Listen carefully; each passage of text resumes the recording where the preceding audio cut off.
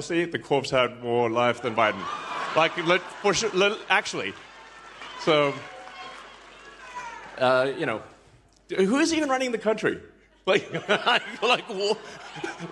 who's in charge? It's confusing. Trump, sure, he will be, hopefully. But I just sort of wonder, clearly Biden is non compos mentis, so who is actually in charge? The machine. I think it's just the big government machine, basically, is what's in charge. But it's bizarre, So, obviously with Trump, the great thing is that we have a real individual who is not beholden to anyone, and that's what scares the machine, and that's why the machine's trying to kill him. Yeah. So.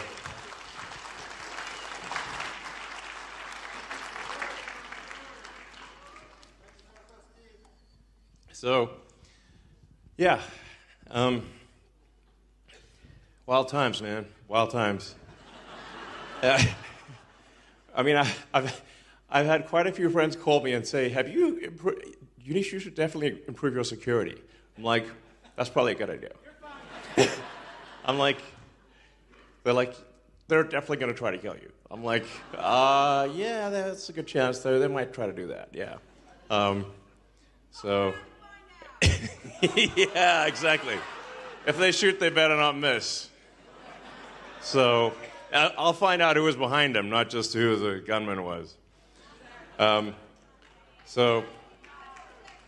it is crazy to think that we have a presidential candidate that they've tried to kill twice in recent months, and they try to get him with lawfare 6 ways to Sunday to try to prevent people from actually voting in a democratic way.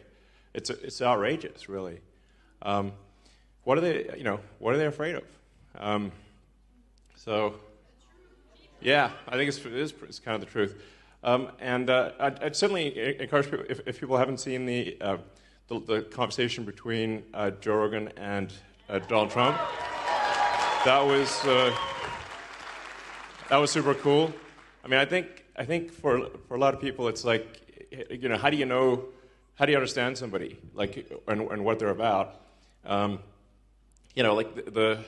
The sort of far left press has been going on and on about how Trump is like Hitler, like Mussolini and Stalin combined, and you roll them all into one, and he's somehow worse than all three of them combined. These are people who have killed tens of millions of people. I'm something's wrong with the press, guys. Something is wrong with the press. Journalism is dead. What the heck is going on? It's bizarre. Yeah, actually, exactly. It's like,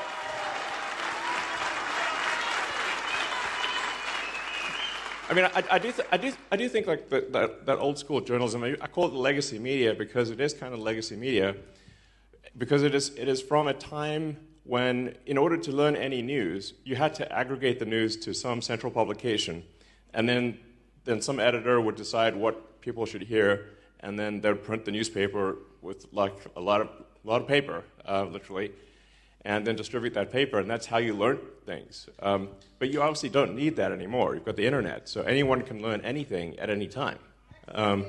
Yeah, that's why X is the future.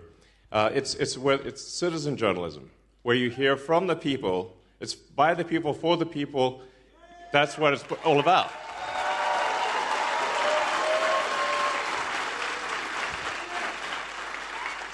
I think this is a super big deal, and it's absolutely fundamental and transformative that the people actually get to decide the news and what the narrative and what matters, and that because the legacy media is basically controlled by a handful of editors in chief. That's it. They decide what's going to get published.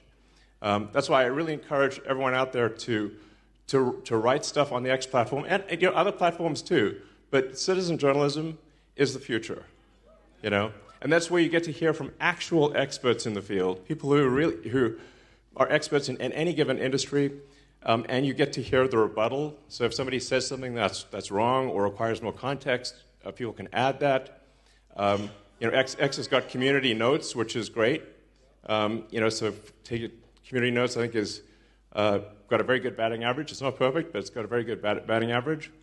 And I, many times I've gotten requests like, can we get rid of this community note? I'm like, no, we cannot. Not even a community note on myself. So with community notes, all the code is open source, all the data is open source, so you can recreate any given community note independently. And that transparency is how you know that it's true, and it's real, and it's honest.